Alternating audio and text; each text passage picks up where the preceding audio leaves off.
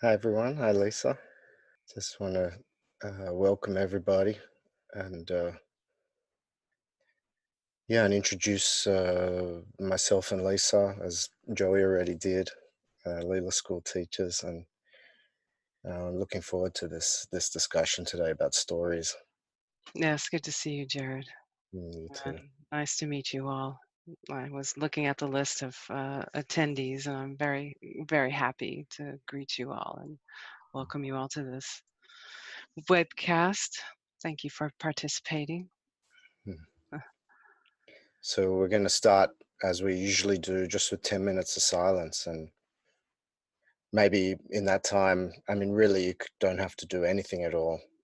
But if you want, you can observe if there is a story running, or you can just enjoy having some time without a story. Yes. Start. Mm.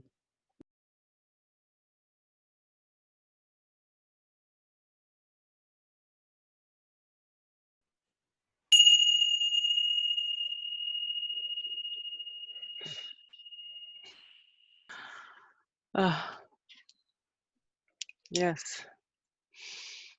Freedom or bondage in our stories.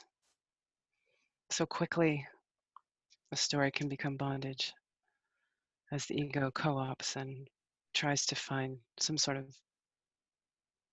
bigger, better me to avoid some sort of deflation so quickly. So how to use these stories to find liberation as almost like the crumbs that you follow to find the light in the darkness of the hall of mirrors, trying to escape your own mind. Yeah, So to yes, kind of start for me to start at the end and work backwards. The way that my story became a teaching story was actually for it to end, and to actually see that a story is a story, and that it's limited, and that actually who I am can't actually be captured in a story.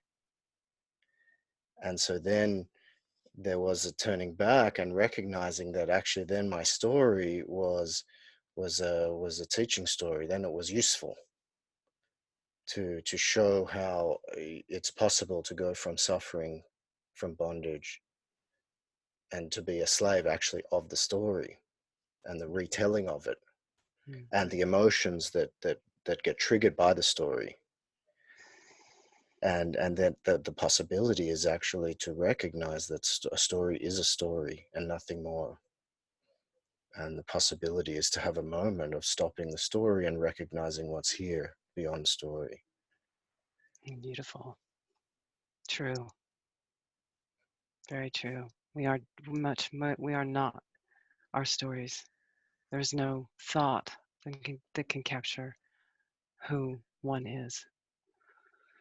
And so, yes, then, as you said, the stories become teaching stories. Mm. So beautiful. I was reflecting on this topic and how actually, Eli speaks about stories a lot, and how it shaped society, and how really we're still living in the waves of these stories that have come out of thousands of years ago, and profound how profoundly these stories have changed the world because of our belief in them, and how we've gone to war over stories, and how we've killed over stories, and how we've killed ourselves over stories, and how to be without a story is blasphemous in this day and age, it seems. It's a mutation. Yes. Yeah. Yes. I mean, we're still carrying around the stories of, the King and Queen of France and the Attila the Hun and all the way back. Those stories are still influencing us, yes. Who we think we are as a human species with a consciousness and a society and a culture. Yes. And how even now there's this nationalism, whether it's white nationalism or other kinds of nationalism, it's still a kind of tribalism, and how it has an origin story and it has a kind of development, and then of course it has the threat, which is what I learned in English class. I'll never forget, my English teacher said, if you want to write a story for a play or for a movie or for a book, you have to have drama, or no one will watch it or read it. Yeah. And so then we have our social and our cultural stories and our nationalistic stories and our Or tribal. morals. Yes. Yes. Yeah, so there's all these peripheral Yeah. things like morals and ethics, and Mm. and what you're supposed to do and how to behave and how to look. Yeah. That Yes. And what's a man and what's a woman, and what our yeah. roles are, and what we have to overcome, and what we have to surrender to, what we have to learn, special different things. So Yes. then, Fascinating.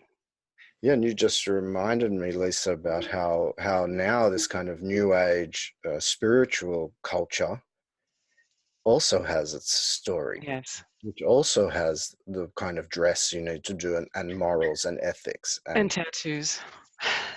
yes, and really everything about Telling the story. about how you should be and how you need to behave, and then the group kind of trance Mm. that then there's one thing to be supported by sangha, what we call sangha, which is community of truth seekers, and how, like what you said, it's such a fine line, because the sangha is there to support you to discover the absolute truth, and yet the sangha can be used as a crutch, as a group trance. Hey, the story, the Sangha has a story too. It goes Yes, back many years, all the way back to Papaji and beyond, yes. you know? So, are we our story? What is our story pointing to? That Sangha story points to liberation. But as Jared was saying, it can also be used for a new culture, which, can be very limiting and actually can create a lot of suffering. A lot of people I heard talk again at the Gangaji silent retreat that I was just at, about how people wish there was an ashram. Osho had an ashram. Yeah. It's such a good intention, but it becomes limiting.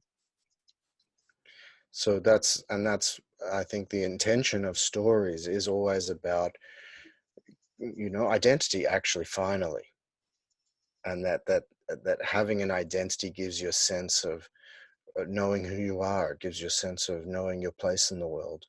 Yeah, it's a false beingness, actually. It's the very, very core forgetting of who you are, Mm. this false being. And it avoids the stark sort of openness of Yes. of no story, of no time, no beginning, no end. What an adventure, Yes, no actually. drama. Yeah, no trauma, no fight, Yeah. nothing to fight. What if there's no enemy? I mean, having an enemy, as you were saying, your English teacher, the threat, having an enemy. What an epic story of the enemy that's gone on through the ages from one to the next. Yes. And that somehow it's being used to avoid, that if you're willing, I think is what we're saying, is if you're willing to, for one moment, look beyond the story, to find out what's free of story already, Mm, and what mm. what what can never be captured in a story, although you can make a story about it, of course, why not? Beautiful. There's really nothing wrong with stories ultimately, but to know the difference between the story and the Mm. reality. And actually, to be able to stop at any moment, to notice that there's a story being told and stop. That is to disengage from the story itself, from the identification and the feeding of the identity that the story is giving you. So to just at any moment stop, to be able to stop, to see it and be able to stop. And there are so many little short stories we tell every single day. Short stories. Could even be one-line stories. Projections are a kind of story, aren't they? No? You're telling a story about somebody and believing it's true, and then reacting to it in some way. I would say assume it would be skillful to assume we're all doing that, and Yes. and that what I've discovered, especially in the Leela school, is how a lot of these stories, even if they're one-line stories, they operate subconsciously. Yes. So it's like often we think, I'm not telling a story. I'm peaceful. I'm That's happy. a story right there.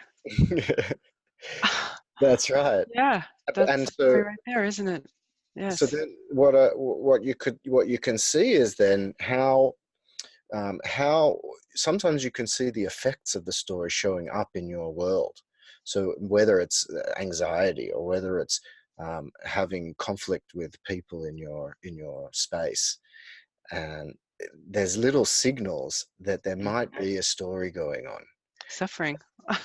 Suffering, yes. But you have to be willing to call it suffering. It's I actually understand. I unbelievably, do. people are very much, to admit that that's suffering is as well is Oh, no. opening. Well, I just now being in taking silence for a few days, I could started to see more subtly these one-line stories that can pass through the mind very quickly, and they that the suffering is very, very subtle. Suffering maybe might not be the right word to introduce to each other and to someone who's new, that to call it suffering. Maybe it's attachment, maybe it's distraction, some other word. But it just, I mean, just to notice and stop, no matter what, just for the fun of it, just to see what happens if you stop. We don't even have to call it suffering. Just to notice there's a story going on. Is it true? And what we're doing in the Leela School is helping to actually see through the layers so that we can become familiar with how we do it, how it happens. Is it the sensations, the thoughts, the emotions, the words even, the visions, the whole thing? What triggers? How to interrupt it? And to see the function of it, what's its intention, Yes, why are you telling that story? There'll be some positive intention. It's for yes, safety, it's for security, it's actually because I want love. And then to because we've had this, there is a kind of story in the Sangha, in the community, that is stop your story. People say, just drop your story. And I think if that worked, everybody would be awake and happy because everybody's saying, drop your story. And it would be great if it worked. And so what the possibility is to really inquire into, how is this story playing a role in my life? How does it show up for me in terms of survival, in terms of my identity? And what is it that I'm avoiding by telling the story? yes. So we get a full picture of it, the full world, globe, the whole universe of the story.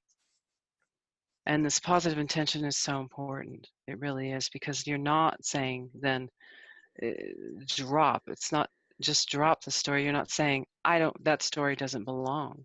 Like it is not invited, but it is, because it's here and it does have something to teach us.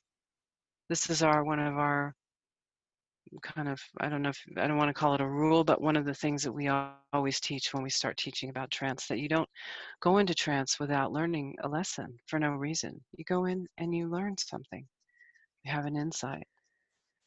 Yeah, and in that more advanced kind of Ericksonian hypnotherapy, the use of stories is paramount, because actually we learn through storytelling so well, because that's somehow that's how our brains are structured, is that stories give us a certain kind of lesson and a teaching. And what I think we've discovered is that if a story is persisting, it means that there's a lesson that hasn't been learned yet. Yeah, this is Eli's teaching, isn't it?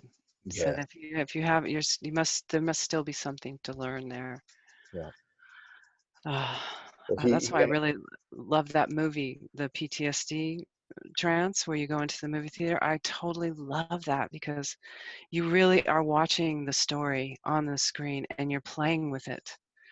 You're and you're intervening and you create a whole new thought stream, a whole new story for yourself that serves this positive intention in reality, in up to date.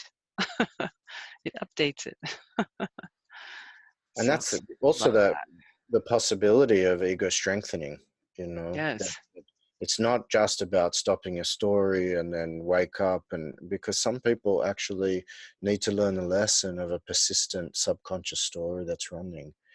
And in learning that lesson, there can actually be a strengthening of the sense of self, that I'm not always in danger, that I can Yes. relax, I can be safe, that I Yes. have courage and I have love. And actually And that's, there's grace.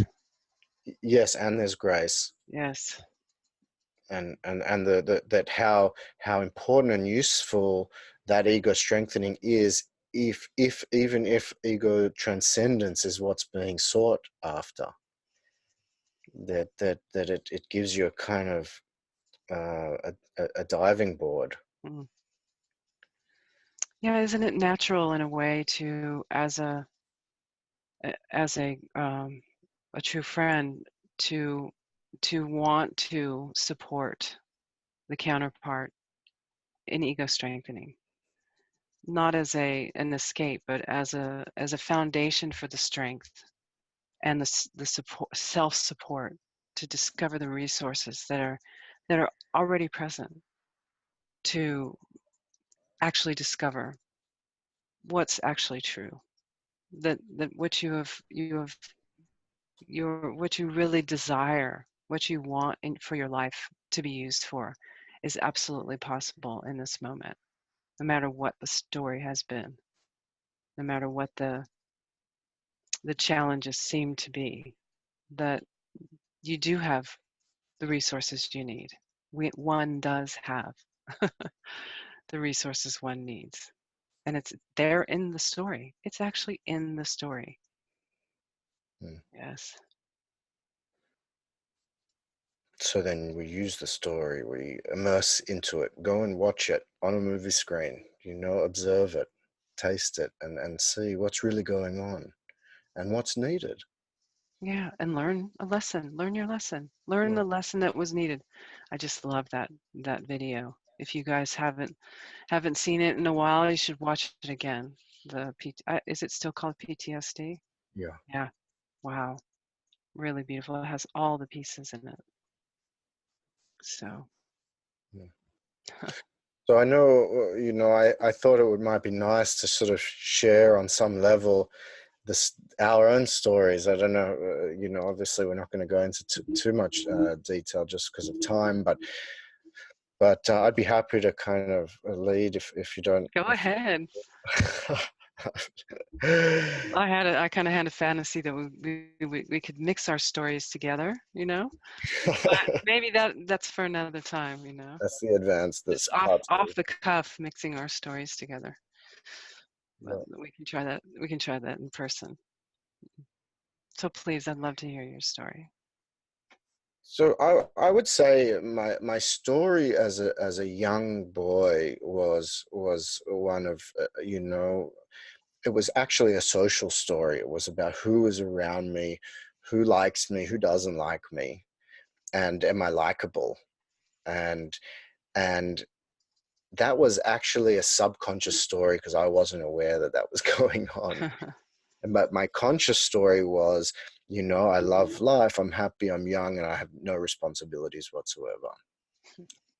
and, and when I left school, that's where things changed for me, and the part of the story was a great big failure. And so I sort of did my end of school exam, which then allows you to go into certain university degrees, and I didn't get into the course that I applied for.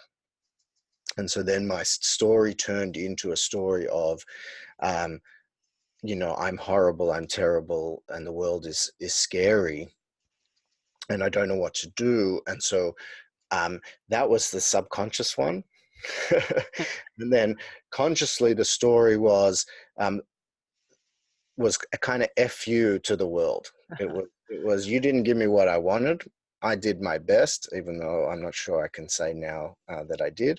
But my story was I did my best, and you didn't give me what I wanted, and so it was a big rebellion. Now it was no to everything. And then the story, then when that went on for long enough, the story started to be, okay, now it's time, I need to find happiness, and I don't know where it is. And the suffering story started to become more conscious. And then there was a searching story, which was very exciting. It was very full of twists and turns, and I found this and I found that, and there were dead ends and Buddhism, and I went to Japan to a Zen monastery, and it was really like this exciting kind of search for the truth. And it resulted in finding a teacher and a teaching that actually, for me, was a direct transmission of the truth, which was to stop the story, or to at least discover who I am beyond a story. And in that, actually, there was a deep, and is a deep, kind of self-recognition that ended the story, and led to a kind of conclusion of the story in storylessness and happiness and presence. And so that became kind of the end of my story, in I would say, in meeting my teacher. And yeah, so it had the structure of an exciting story, I would say, on some level. That's beautiful. What a good happy ending. Yes, Yes, yes. and it's so beautiful.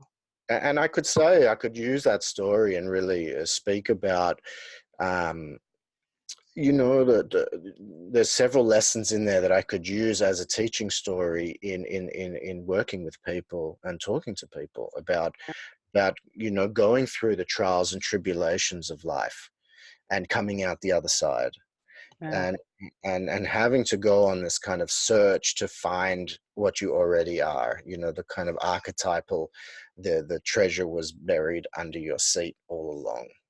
mm, And so there's lots of stories within the story that can be used, and I do use as a teaching story, to come to this place of just what is here, what is already here, what has no story, mm, mm, mm.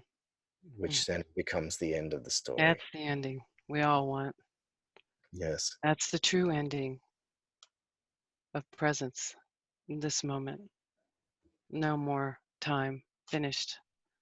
And the story continues, right? From the time you met your teacher to now. What a story there must be there. There You must be, there must be, and it's a kind of Yes, like untold, unthought, like happening in the moment, yes, where the story's being written in real time rather than being told in my head, and then creating new stories based on the story that I just told myself. right. So it's not being misused Yes, by by being objectified in the mind as something that's chewed on, or however you do it, that's suffered over in some way. To yeah, make so the story that ended is so ended that the new story has nothing to do with that yes. whatsoever. I can see that it's because it's not about identity, and it's not about getting something I don't already have. So it's more about really just playing. It's the Leela. Yes. It's about playing, and it's about, Uh, I can see development in my skills and development in my body, mind. I can see my body getting older, and so there's stuff happening on these levels of the mental, emotional, physical, and circumstantial level. There is change happening, and so you could easily thread a story about that, sure. but it's not. I don't. use it to get my identity and sort of feed off it. Yes. Yes. And identity continues to fall away. Yes, Even though there's no more story feeding it, there's more that can fall away, which yes, is really, really so much fun. yes. Yeah. Thank you. Yeah. Uh, I think I'll just tell mine kind of in highlights because there's so many moments. As a child, I was just really so carefree. I was just totally a child. I mean, until I was 14 or something, or 13, maybe younger. Before puberty, I was really this free child running around with bare feet, no shirt, and playing with my friends and swimming. And there's a few moments that stand out. One, laying on the lawn in my front yard, looking up at the stars, and just feeling like I was inside of this vast body that maybe the stars were the cells of this body, and it was, I was like maybe in its big toe or something. It was so huge, and it was so vast that I just, all of a sudden my mind just really stopped, and I and I was just filled with wonder. And then that moment passed, and I ran on. I was running everywhere all the time as a kid, and I I became an adolescent and fell in love and was heartbroken, got my heart completely broken, and started to fall into a spiral of depression and deceit, and um, trying to create my identity so I could be acceptable and yet not conform. So there was a part of me that was like this, and there was a part of me that was, like this, and I was so unhappy. I began to be very unhappy with myself until I reached my late 20s and was so completely disillusioned with myself and my lies and my identity, that I just had no more energy to try and keep it all together so that it all made sense, because it no longer made sense. And I had been hurting people. I never wanted to hurt people with my betrayal, my self betrayals. And so I collapsed. I just collapsed into a very deep darkness in which I felt like every thought that I had was causing suffering, was causing not only suffering for myself, but I could not escape the feeling that any negative thought I had was causing suffering in the world. And I even went so far as to think of, that I was causing forest fires, destruction, I was causing rape, I was causing war. I felt responsible for the whole thing, and I couldn't be anymore who I was. It wasn't working. And in that collapse, I met a site. My grandma died and gave me some money because I had no money. And I went to a art therapist who put me in one chair and put my shadow self in another chair and said, "Why don't you two meet?" And so when I met the shadow self, as was the Gestalt technique she was using, I realized that I was projecting darkness onto my own power. That the actual shadow self was the one who never lied, was the one who told the truth, was the one who was clean and integrity. And I saw light. I saw light in the midst of this dark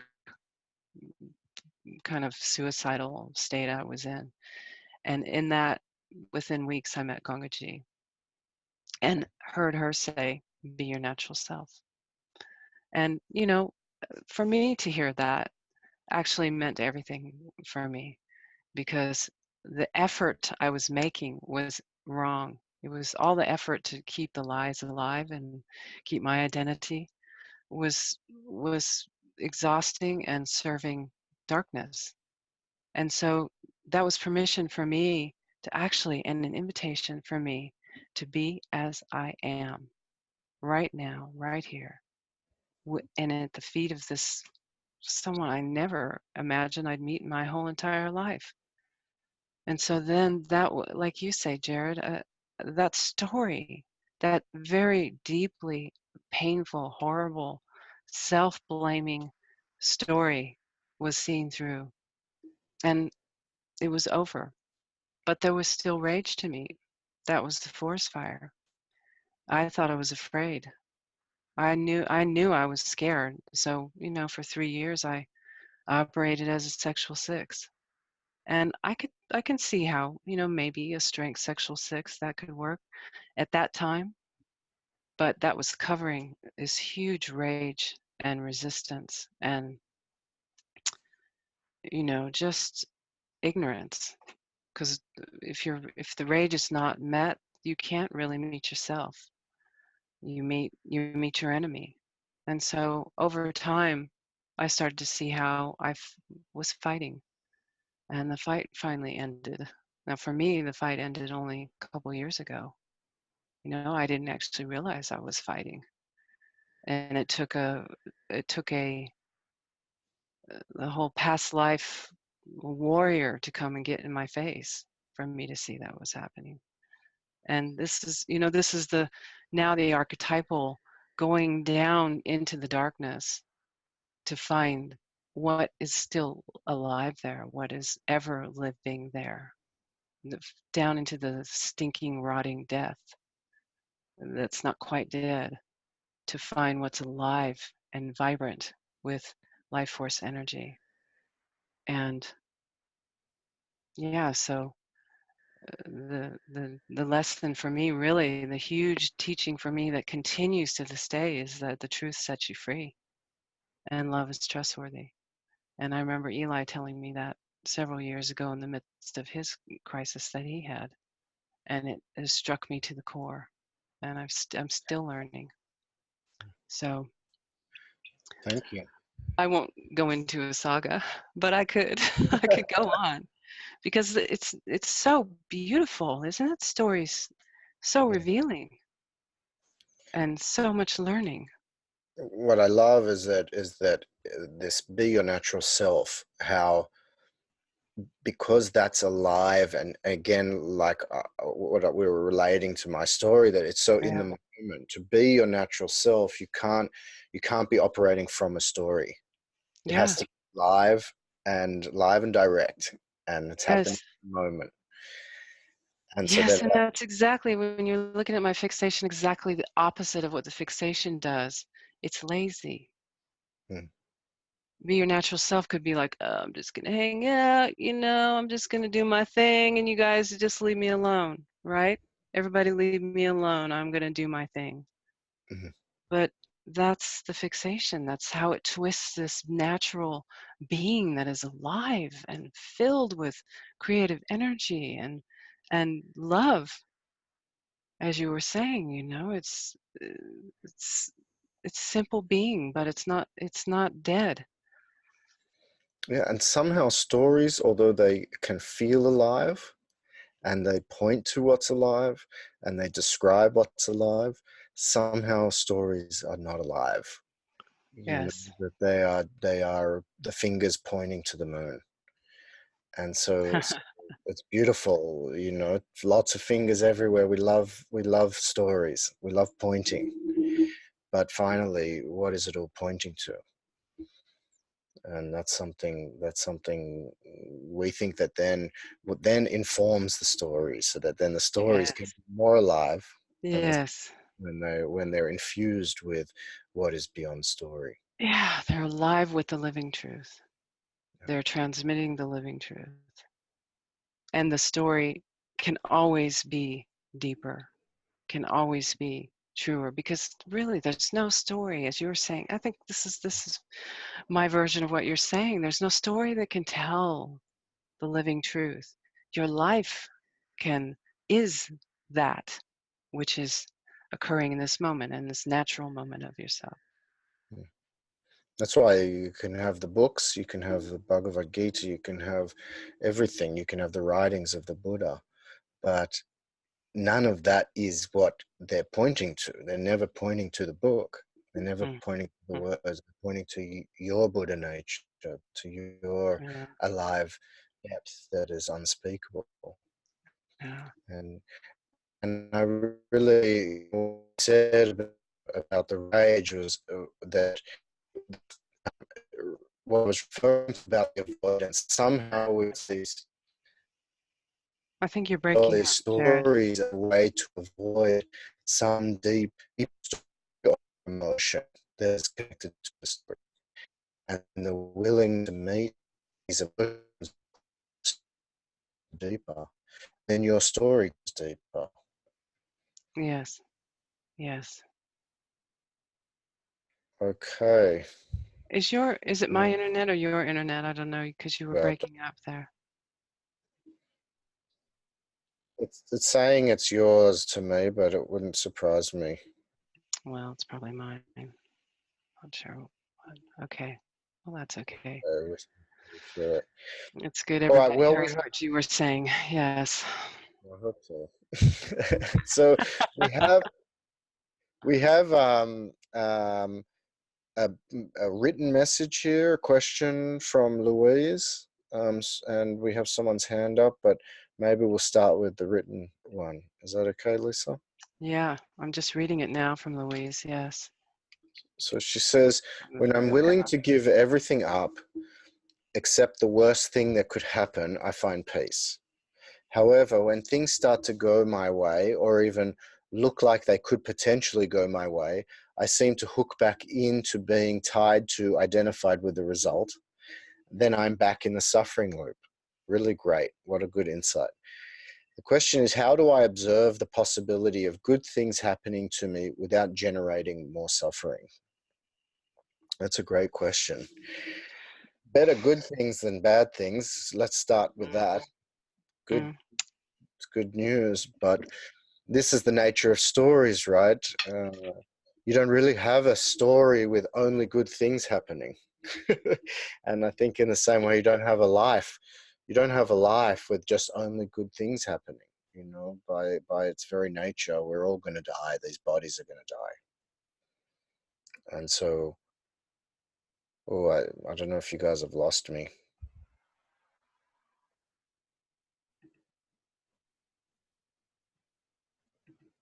Am I here? Have you lost me? no, I'm here now. Oh, you can hear me. Okay. Yes. Sorry. Sorry, No, my internet. Yeah, okay. So, had a little but blip there.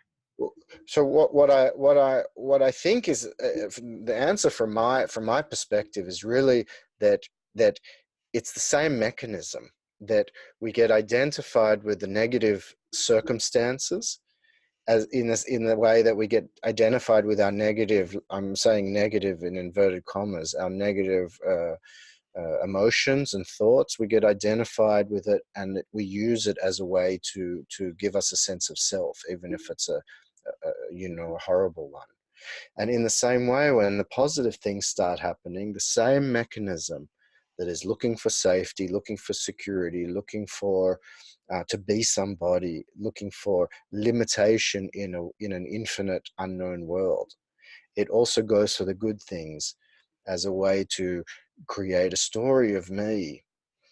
And what you're discovering, Louise, is that even the story of the good things is a kind of suffering, because it's still a kind of limitation. It's still trying to make yourself tied to these positive things that are happening, because then what happens when the positive thing stops and then a negative thing happens, which is going to happen. And so I would say the possibility is just to stop, to don't identify with what's happening. Let everything come and let everything go. Mhm, mhm, mhm. That's yeah. Yeah, how beautiful to let everything come and let everything go like waves, breaking on the beach. The waves come in, they break on the beach, they take some sand with them or they put some back on. The beach doesn't care. Sometimes it has all the stand, sometimes it doesn't. Sometimes the waves are huge, sometimes they're not.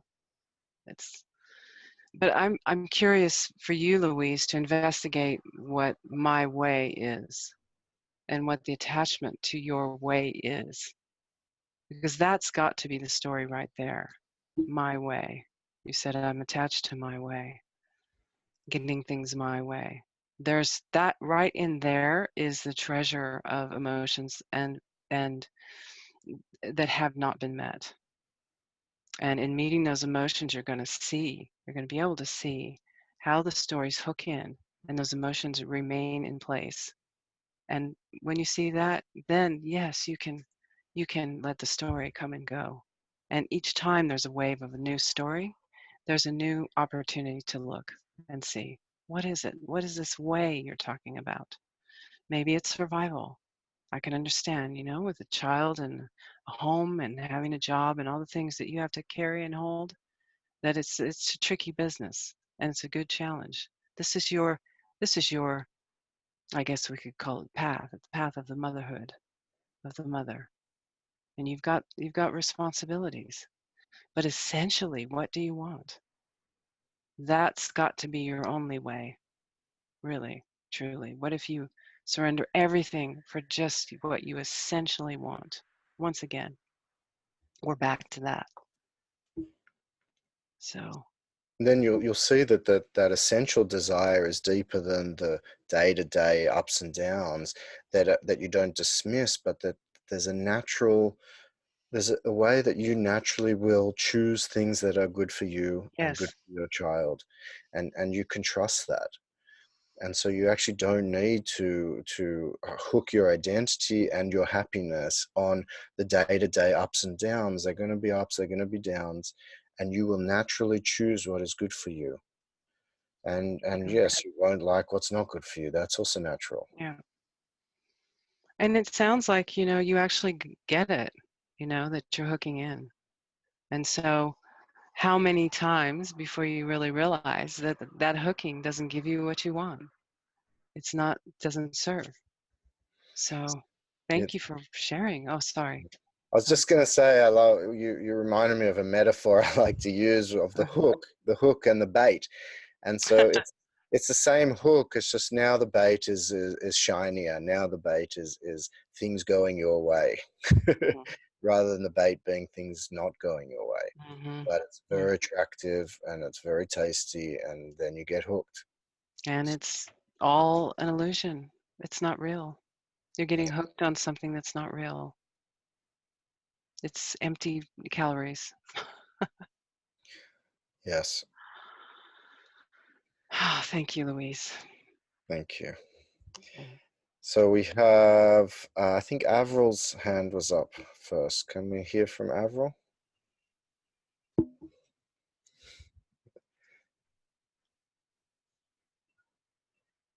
Are you muted, Avril? She is. I think Joey should be opening her mic. Myself. Can you hear There me we now? go. Yes. You can. Yes. Hi, guys. Hi. So lovely to see you. Nice to hear from you. Yeah. I've been involved in a useful story my whole life. I feel as though that's what I've needed to do to be recognised as a good person, or to really be good enough in the world, or to survive in the world, is to be useful to other people. But I've recently discovered that can be a hell of a lot of work, and actually quite deeply traumatic, and create despair in myself, because you can never be useful enough. It's just a continuous pattern. And recently discovered that you can relax about that need, and just in fact be a creative person, and have some fun, and not have to perform to be useful. You can still sort of be useful, but in a more wonderful or creative way. I don't know if I'm saying that quite right, but I feel as though the pressure is off. Yes, that's exactly what I was going to say, that when your identity is not tied to the outcome of how you show up, then the pressure's off, and then you can play in it. That's the Leela. And then you're Yes. more useful. Yes, that's the And truth. the good thing is you allow other people their space to be creative and do their own thing. So it's as if your performance is no longer what they have to accept and do things your way. In fact, it's more wonderful to just be amongst people and just see what happens, really. Oh, no more control. Yeah. It's at the end of the narcissistic tendency of the story, you know, that what you reminded me, Avril, is that when we're telling these stories, generally we are the main character of the story, and we are the most important one, and everything revolves around the main character. And so when you're free from your own story, suddenly other people actually can show up. There's space for other people to actually be themselves. That's right. And you can listen and Enjoy. we can all enjoy an art class or an art lesson without the teacher popping up. Or if the teacher is there, it's okay. The teacher is serving everyone, not just himself or herself, her own egoic stories. Yeah. Beautiful, Avril. So now your story has really taken a turn. Your story has evolved into this freedom, where you realized, you know, that you don't have to follow that thread, and that you don't have to be useful, and you don't have to do what you thought you had to do to survive. And so that becomes the end of your story, and the lesson. It's quite relaxing too. Yeah. Oh, good. That way, yeah. And Lisa, I watched a little video clip of yours quite some months ago now, and you were just thanking your teachers so fervently that really touched my heart, and it's just gone on and on and on, that vibration in my own heart, just being so thankful for you guys and Eli and Gandhi and everyone who's been a part of my journey, whatever. Yeah. Oh, I'm so happy for your gratitude. Yeah. It's really informs everything you do, really, when you feel that kind of gratitude. Yeah, that's it. So thank you. So glad I can serve you. Thank you, Avril. Thank you. Thanks, Lisa. So we have Angelina.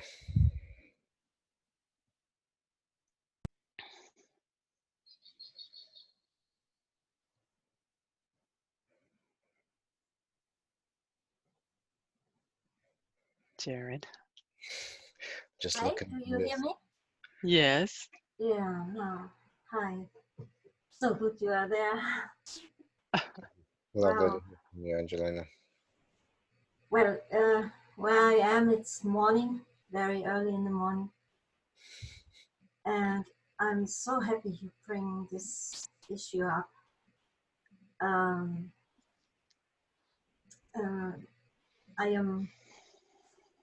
I'm right now in a story of shame opening up, actually. What's So on the other side? the super of the ego shame? story of the shame. Yes.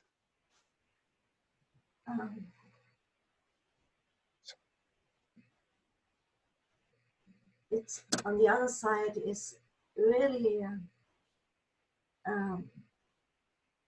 being totally honest with neediness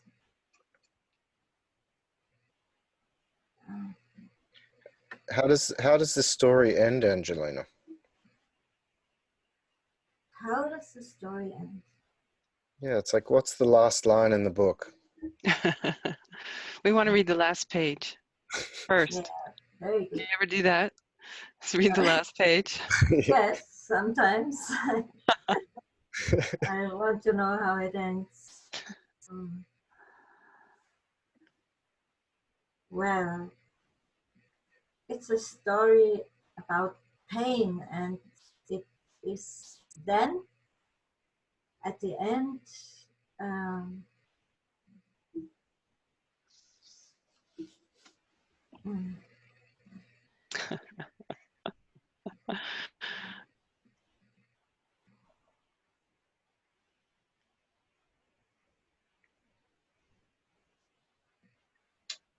at the end, I found out that how I cause pain by myself, how I play this game of causing pain and then relieving pain again. It's like having a lightness and ease with pain, actually.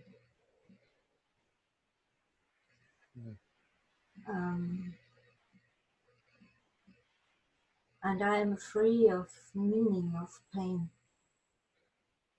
I'm free giving pain any meaning. Beautiful. Yes. Mm. Yes, it's really. I can see when I wake up, pain is not here, and then it comes very raw in the chest, and it is really. Then I'm totally into the story of my childhood. Right now, it's the setting with my husband, very very convenient for that,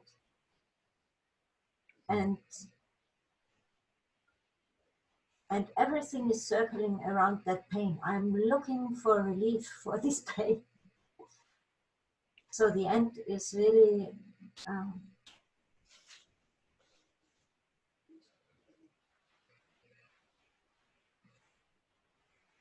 free in pain,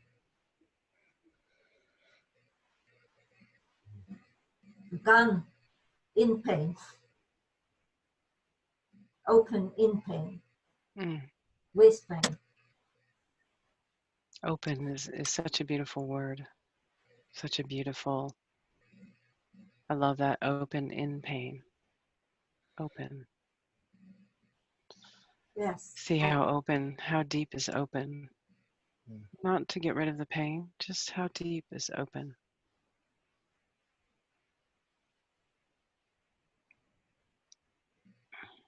Open is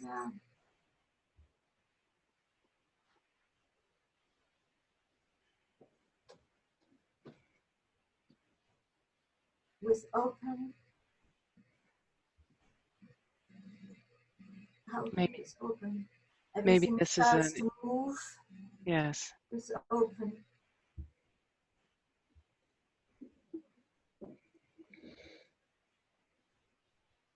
Yes, just I don't know how deep open is. It's good. Open Keep is looking. open.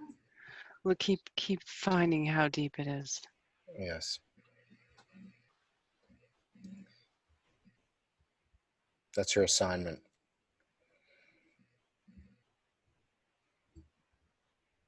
Assignment. Say another word. I just don't. Homework. That's Your your homework. My homework. Okay.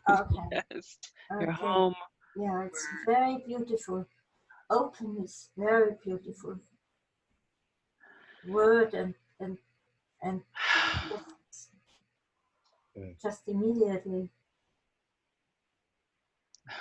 Beautiful. So now that you know the end of the story, Yes. you can kind of work backwards to see you know, where if you're getting caught before the end. Because if you're sitting in freedom and freedom with the pain, then in a way there's no story, or you've come to the end of that story. Yeah, right now it is so. Ah, Yes. All of a sudden it is so. Yeah. good news. And pain is, well, there's just moving the symptom Yes, around. maybe Great. pain really is masquerading. I mean, maybe openness is really masquerading as pain. And when you feel like there's pain, you can follow it directly to openness. Yes. And give it That's a really, try. And then yeah. report to us if you find an end to openness.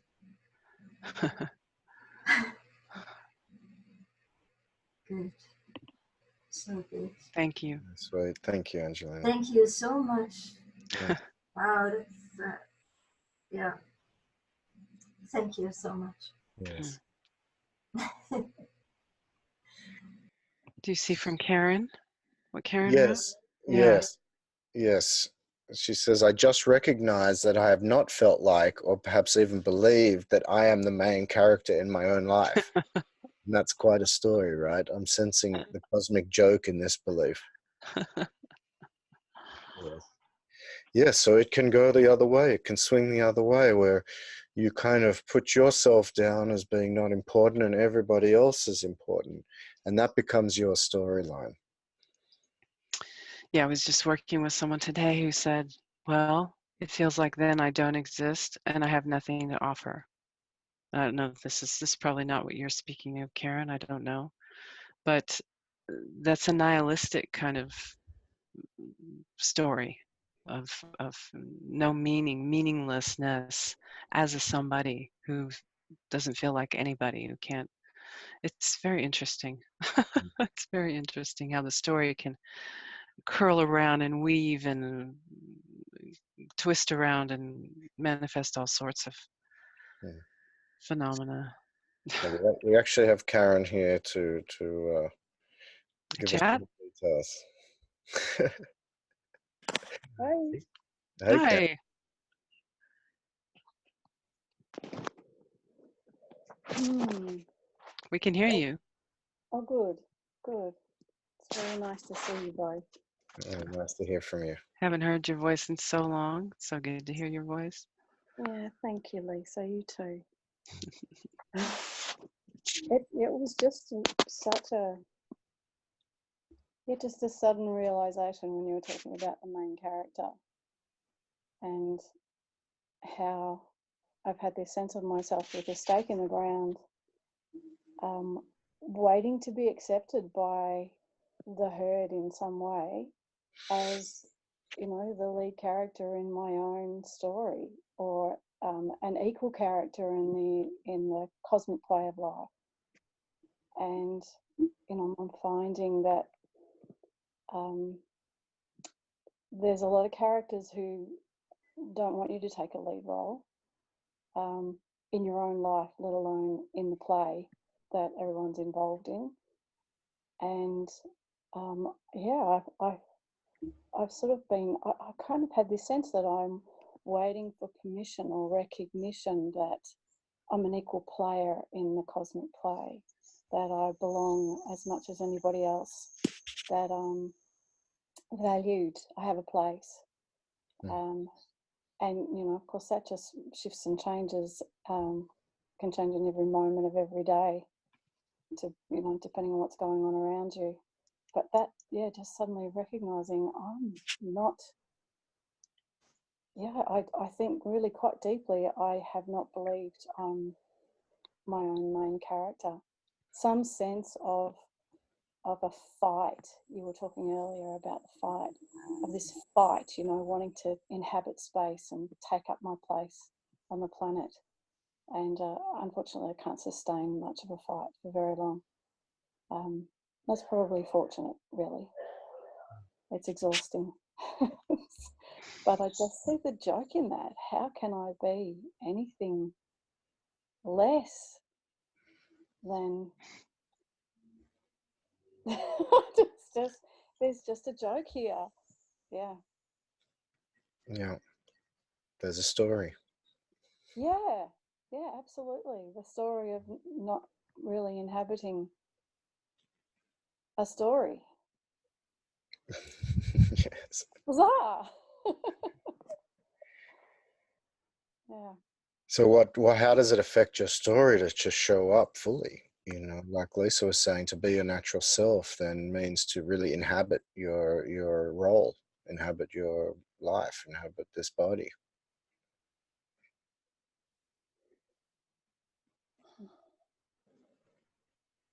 It's interesting because I notice that when I do, I'm able to stand in the face of anything, whether it be, you know, overwhelming, heartbreaking, wondrous love, or even, you know, something that can be incredibly challenging or heartbreaking in another way.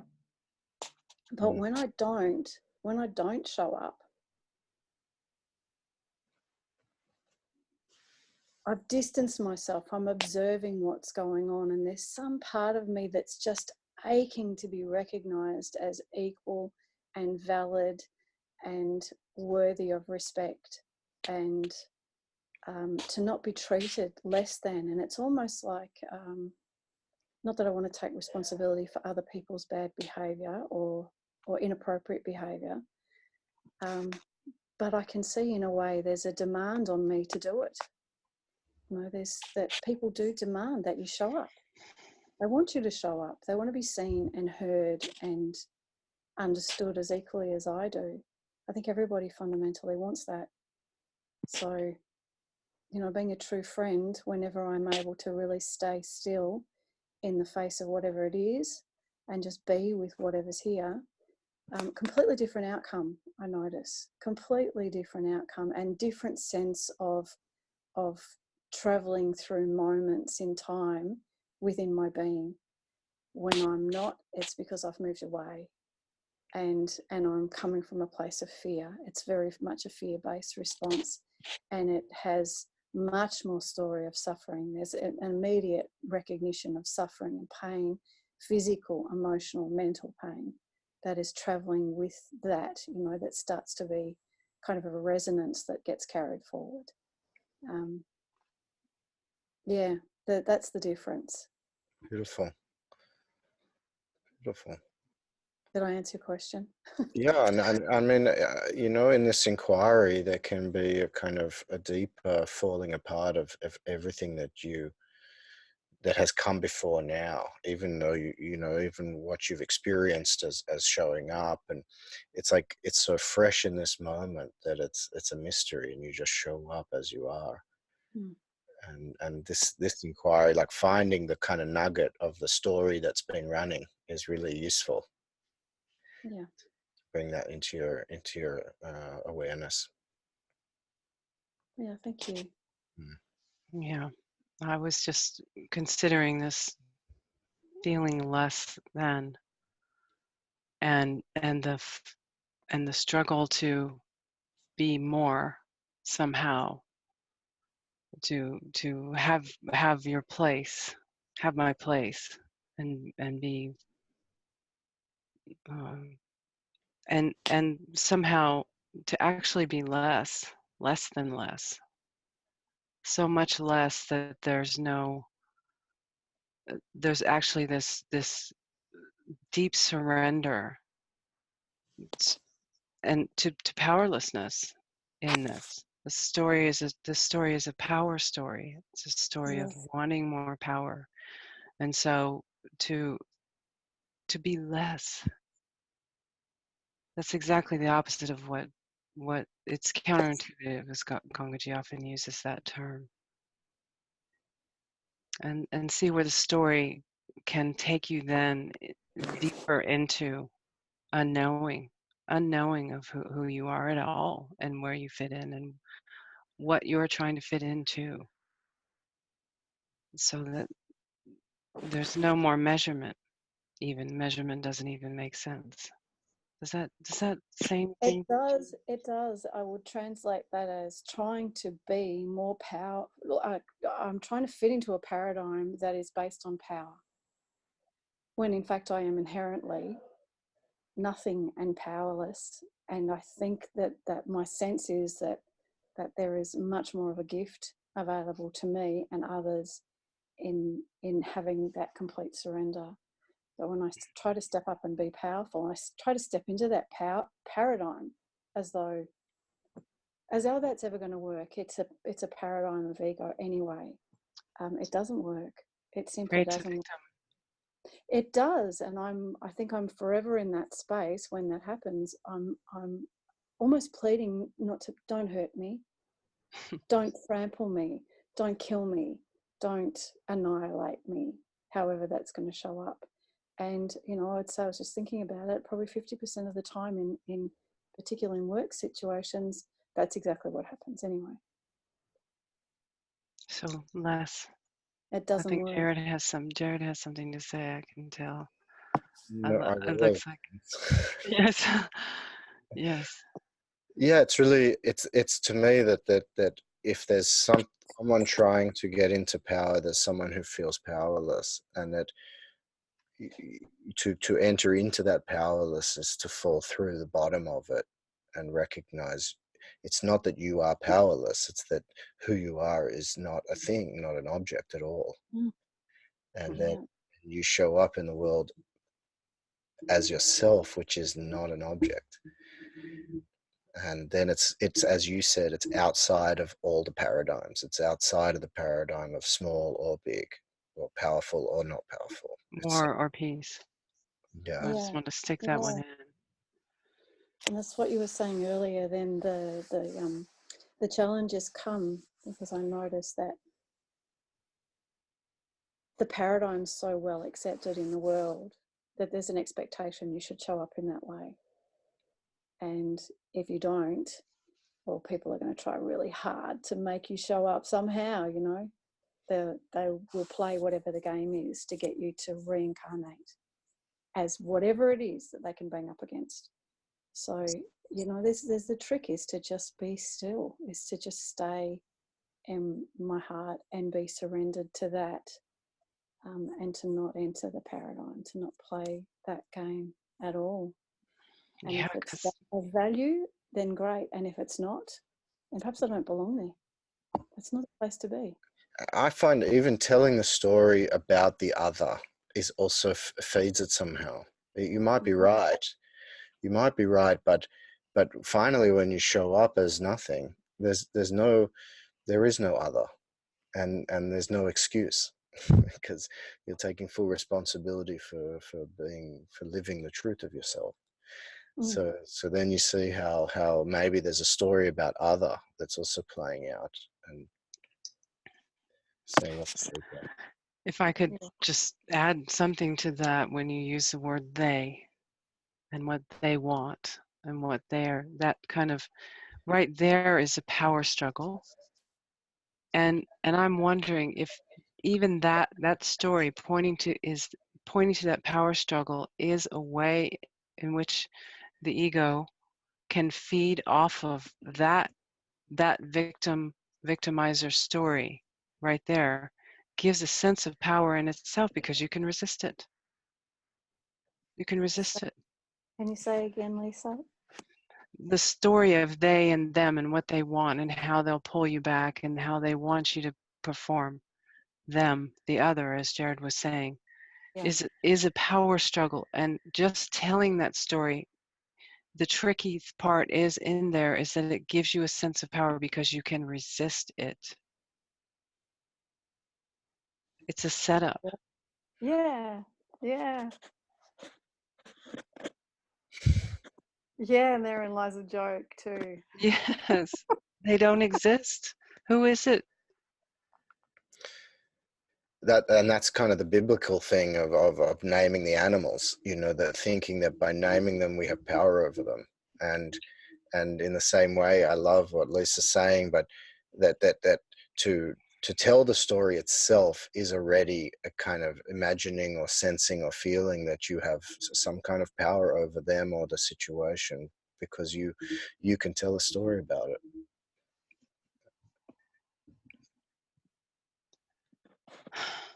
Mm. Thank you. Thank you Beautiful. for sharing. Yeah, really. Very useful. Thank you, Karen. Thank you. So do we have time for one more? Kate? We've got a Q&A from Kristen. Oh, yeah. That'd be good to Saying, hear. I realized recently that being with others and when I witness their stories, I'm actually triggered deeper into my own story of being not good enough. Like my story itself isn't good enough. Oh, this is a classic one. I think we can all relate. I want to invite this fully without feeling victim to it. Is this a power struggle too? Power to want to be seen, to be acknowledged, to be witnessed, And to have a better story. to be valued, to have the better story, yes. Competition.